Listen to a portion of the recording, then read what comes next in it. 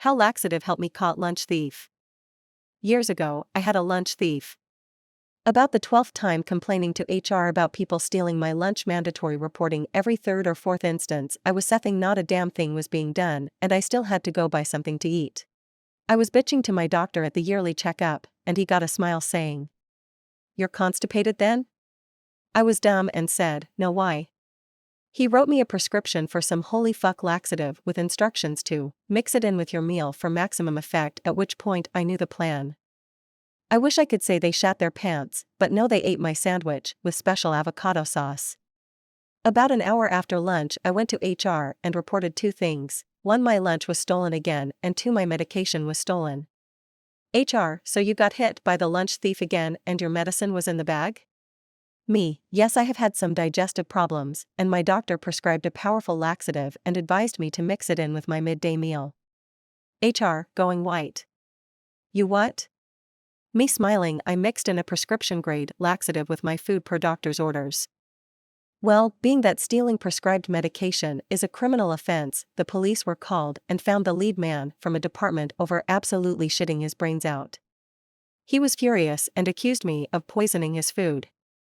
I asked, at which point did you get the idea that food was for you? Continued, furthermore, now, I no longer have my medication I was prescribed for my condition. It was about this time he knew he fucked up and shut his mouth until he got a lawyer, or so, I'm told.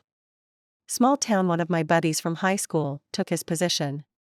I can make and eat my hoagies, and I have no clue where lunch thief went after his fines and community service.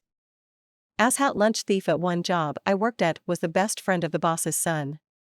The fucker was bulletproof, or so he thought. Complaints about him were ignored. Then he made the mistake of stealing the lunch bag that was clearly marked by a diabetic associate, and she had her insulin in it. She called the cops.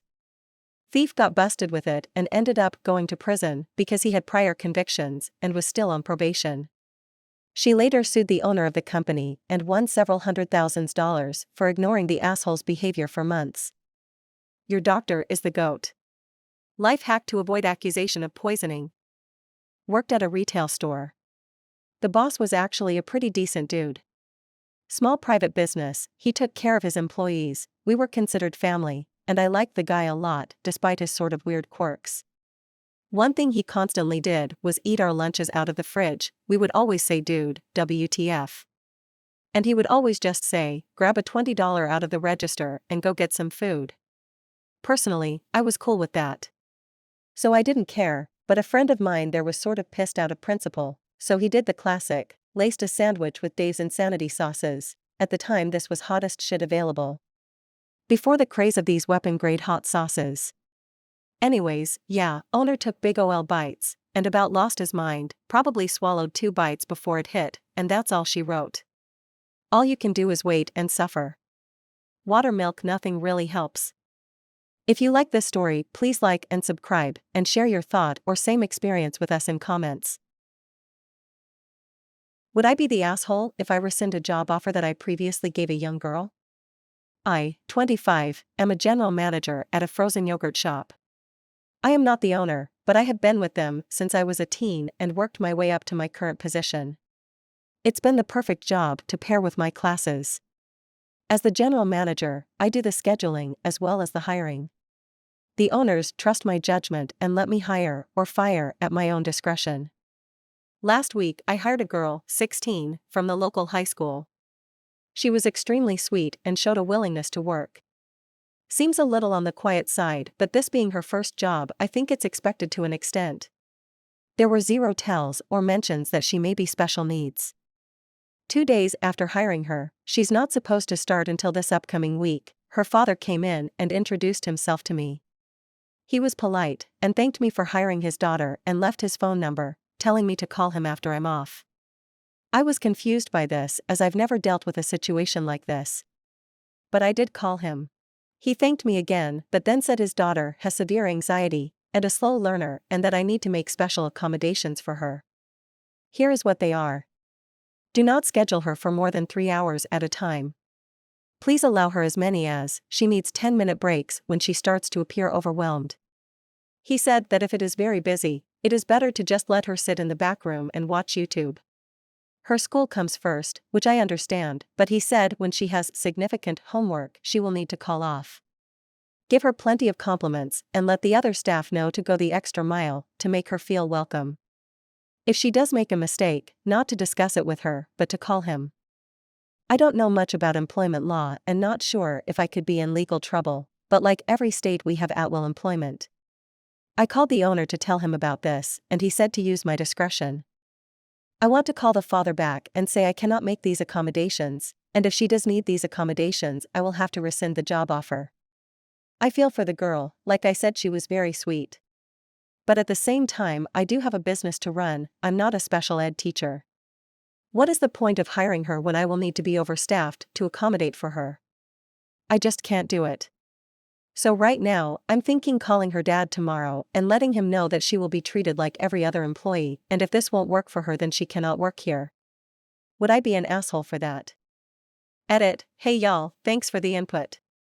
I've decided I am going to give her the job and just see how it goes. If she can't handle it, I'll just let her go.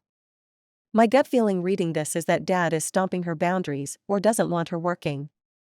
Not the asshole, kinda weird of the dad to be the one to tell you this stuff. If she was able to come in for an interview and get the job, I'm sure she is capable of expressing any need she may have to accommodate her. Give her a chance. If it seems like she just isn't a good fit after a few weeks, you still have the option to terminate if she can't do anything. As somebody who is super anxious, new employers can be super intimidating. I would just talk to her about it and try to make her feel safe. Potentially, you are the asshole here. You're the girl's employer, not the dad. I would not be discussing my employees' matters with anyone but them, the owner, or HR. Now, I get you might not have HR as a small business, but if you're GM you'd better damn well get familiar with the labor laws you are operating under. If you rescind the offer before she is even allowed to enter your workforce because of a private convo with the dad, you are the asshole. You won't be one if you allow her to start, give her the same level of training as anyone would get, and if things don't work out, fine. Proceed accordingly. She might be the best employee you'll ever have and you are already forming a bias because of what her dad told you. HR perspective here. 1. Accommodations should only be considered and provided when requested by the employee.